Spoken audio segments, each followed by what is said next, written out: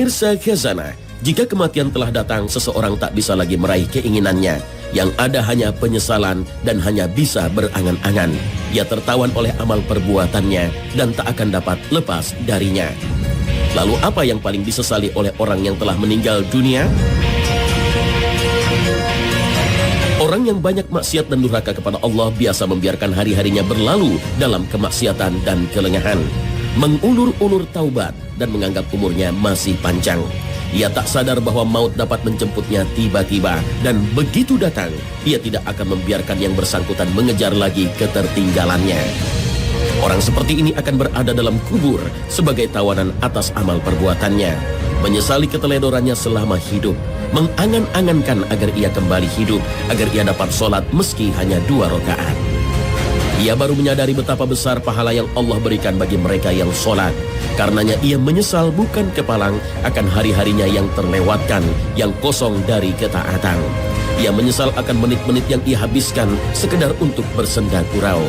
Mereka ingin dikembalikan ke dunia walau sesaat, tak lain agar dapat mendermakan harta mereka di jalan Allah.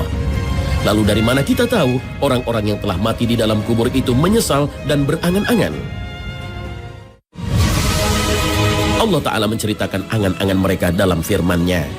Dan belanjakanlah sebagian dari apa yang telah kami berikan kepadamu sebelum datang kematian kepada salah seorang di antara kamu. Lalu ia berkata, Ya Rabbku, mengapa engkau tidak menangguhkan kematianku sampai waktu yang dekat, yang menyebabkan aku dapat bersedekah dan aku termasuk orang-orang yang saleh? Al-Quran Surah Al-Munafiqun ayat 10.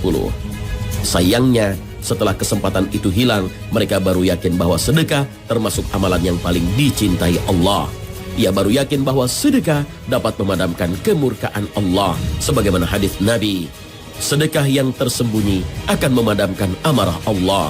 Hadis riwayat Tabarani. Ia baru sadar bahwa setiap hamba pasti akan ditanya tentang hartanya, dari mana ia peroleh dan kemana ia belanjakan.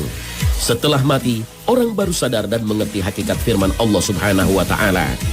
Perumpamaan nafkah yang dikeluarkan oleh orang-orang yang menafkahkan hartanya di jalan Allah adalah serupa dengan sebutir benih yang menumbuhkan 7 bulir. Pada tiap-tiap bulir 100 biji. Allah melipat gandakan ganjaran bagi siapa yang Dia kehendaki. Dan Allah maha luas karunia-Nya, lagi maha mengetahui. Al-Quran Surah Al-Baqarah ayat 261. Semua penyesalan itu membuat orang-orang yang telah memasuki alam kubur berangan-angan diberi kesempatan kembali ke dunia, meski sejenak, agar memperbaiki diri menjadi orang salih. Mereka ingin taat kepada Allah dan memperbaiki segala kerusakan yang dahulu mereka perbuat. Mereka ingin berzikir kepada Allah walau sekali saja. Namun sayang, angan-angan mereka tak lagi ada manfaatnya. Kematian telah membuat harapan dan angan-angan mereka pupus seketika. Angan-angan mereka itulah yang disebut Allah Ta'ala dalam firman-Nya.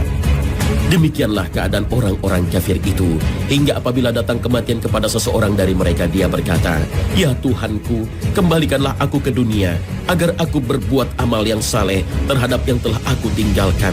Sekali-kali tidak. Sesungguhnya itu adalah perkataan yang diucapkannya saja, dan di hadapan mereka ada dinding sampai hari mereka dibangkitkan. Al-Quran Surah Al-Mu'minun ayat 99 dan 100. Oleh karena itu, ingatlah kematian atau zikrul maut, karena mengingat kematian mengantarkan seseorang pada kesalehan.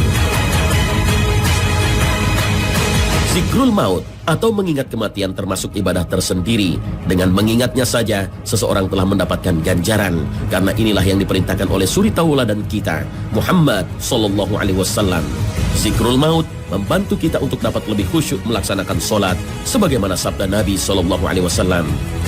Ingatlah kematian dalam sholatmu, karena jika seseorang mengingat mati dalam sholatnya, maka ia akan memperbagus sholatnya. Sholatlah seperti sholat orang yang tidak menyangka bahwa ia masih punya kesempatan melakukan sholat yang lainnya. Hati-hatilah dengan perkara yang kelak malah engkau meminta uzur meralatnya, karena tidak bisa memenuhinya. Hadis riwayat Ad-Dailami. Dengan zikrul maut atau mengingat kematian, membuat kita terpacu mempersiapkan diri untuk berjumpa dengan Allah. Karena barang siapa mengetahui bahwa ia akan menjadi mayat kelak, ia pasti akan berjumpa dengan Allah. Jika tahu bahwa ia akan berjumpa Allah kelak, padahal ia akan ditanya tentang amalnya di dunia, maka ia pasti akan mempersiapkan jawaban sejak hidup di dunia dengan sebaik-baiknya. Kita akan bersemangat untuk selalu sholat tepat waktu, ibadah puasa, giat bersedekah, dan giat mengerjakan berbagai amal kebaikan lainnya. Wallahu a'lam.